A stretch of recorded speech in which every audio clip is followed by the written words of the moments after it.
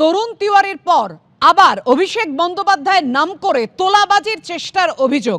এবার MLA hostel থেকে kid স্ট্রিটের এমএলএ হোস্টেল থেকে 3 জনকে গ্রেফতার করেছে পুলিশ। কথা বলবো, আমাদের সঙ্গে রয়েছেন আমাদের প্রতিনিধি ময়ূক ঠাকুর চক্রবর্তী। ময়ূক, বিধায়কদের হোস্টেলে কিভাবে পৌঁছলেন প্রতারকরা, ঠিক কি অভিযোগ? দেখো, এটাই সবচেয়ে বড় প্রশ্ন যে বিধায়কদের হোস্টেল যেখানে আঁটোসাঁটো নিরাপত্তা, সেখানে কি করে একজন প্রতারক গেলেন? তাহলে কি কোনো বিধায়ক তাকে রেকমেন্ডেশন দিয়েছিলেন ওখানে যাওয়ার জন্য? সেটাই এখন শেক্সপিয়ার সরণি থানার পুলিশ আধিকারিকরা 3 জনকে ইতিমধ্যেই অ্যারেস্ট করেছেন। তাদেরকে জিজ্ঞাসাবাদ করে সেটাই পুলিশ এখন জানার চেষ্টা করছে।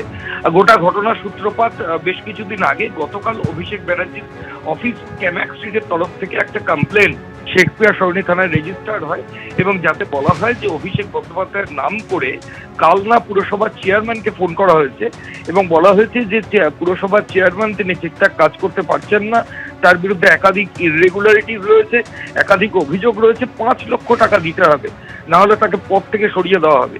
এরকমই মারাত্মক অভিযোগ এবং করা হয় এবং তারপর শেক্সপিয়ার সরণি থানা তারা ফাঁদে পুলিশ সূত্রে খবর যে কিড স্ট্রিটের এমএলএ হোস্টেল থেকে 3 জনকে পুলিশ আধিকারিকরা অ্যারেস্ট করেছে। এরা হুগলি গ্রামীণ এলাকার বাসিন্দা।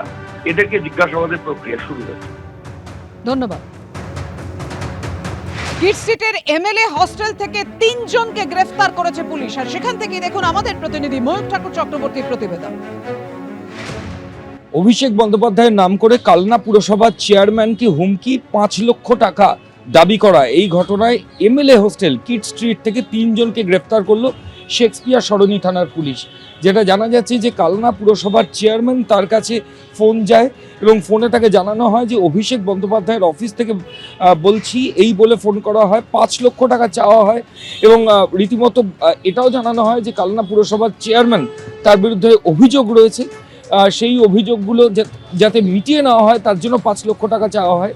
এরকমই অভিযোগ কিন্তু আসে এবং ঘটনা অভিষেক ব্যানার্জির অফিস জানার পরই তারা গতকাল শেক্সপিয়ার সরণি থানায় একটা লিখিত অভিযোগ দায়ের করে। সেই অভিযোগের প্রেক্ষিতে পুলিশ আধিকারিকরা তদন্ত করে যেটা জানতে পেরেছেন যে এমএলএ হোস্টেলের মধ্যে 3 জন যুবক এসেছিল। তারা বিশ্বাসযোগ্যতা বাড়ানোর জন্য এমএলএ হোস্টেলের ভেতরে ছিল কোনো একটা রুমে, এবং কিভাবে এমএলএ হোস্টেলের ভেতরেই প্রতারকরা ঢুকলো সেটা নিয়েও কিন্তু প্রশ্ন উঠছে। শেক্সপিয়ার সরণি থানার পুলিশ আধিকারিকরা কথা বলছেন যে কোনো বিধায়কের রেকমেন্ডেশনে এমএলএ হোস্টেলে তারা এসেছিল কিনা।